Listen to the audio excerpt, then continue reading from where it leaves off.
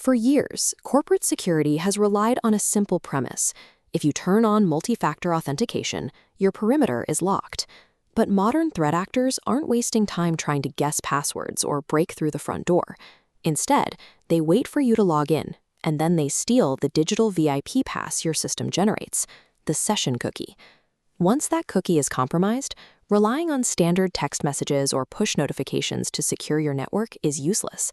The attacker already has the token that says they belong inside. To understand how they steal that cookie, picture a corporate event. An attacker sets up a fake security checkpoint on the sidewalk right outside the venue, wearing your company's uniform. This is an adversary in the middle attack. This diagram shows the trap. An employee hands credentials to a malicious proxy, which routes them to the legitimate identity provider. The provider sends an MFA prompt to the employee, who approves it. The system issues a session cookie, but the middleman intercepts it.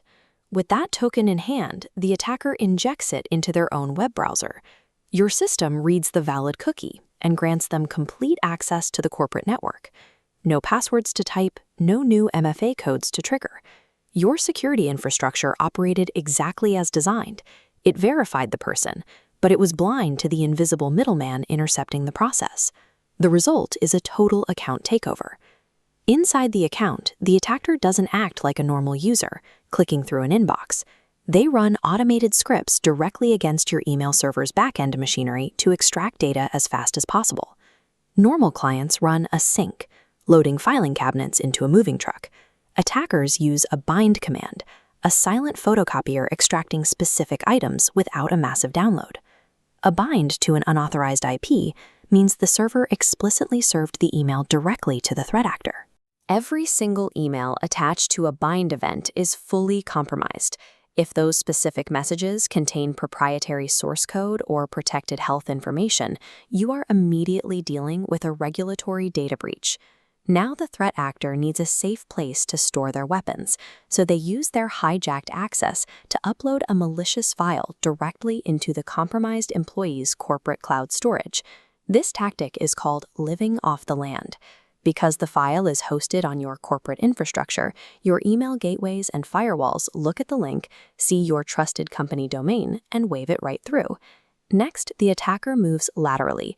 They sit at the compromised employee's digital desk and email that malicious internal link to the employee's entire contact list, both inside and outside the company. These internal spear phishing emails bypass spam filters entirely. The recipients see a legitimate message from a colleague they know, directing them to a familiar corporate server. When they click, they land on a new fake security checkpoint, and the attack cycle repeats. The compromise has now transformed the organization into an active threat.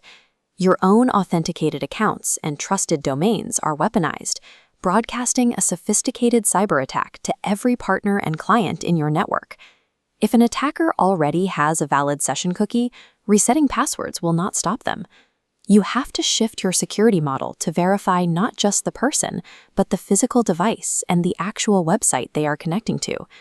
The technical solution to this is phishing-resistant MFA, utilizing FIDO2 hardware keys or native biometric systems like Windows Hello. This diagram shows the cryptographic check in action. These hardware keys are designed to mathematically evaluate the web address on the screen. If an employee is tricked into visiting a fake proxy site, the key recognizes the domain mismatch and will simply reject the connection. This hardware-bound check removes human error from the equation entirely. The invisible middleman is cut off before the authentication token is ever generated. Rolling this out across an entire organization takes planning. Physical security keys can cost around $50 per user and introduce logistical challenges for remote or mobile workforces. Your immediate response must be to forcefully revoke all active session tokens for compromised users.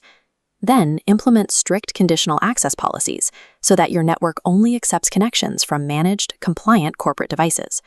For long-term deployment, prioritize physical hardware keys for executives and high-value targets, while turning on built-in, cost-effective biometric solutions for the rest of your fleet. Continuing to rely on text messages or app notifications is a known, exploitable vulnerability. Upgrading to hardware-bound identity protection is the only way to shut the front door for good.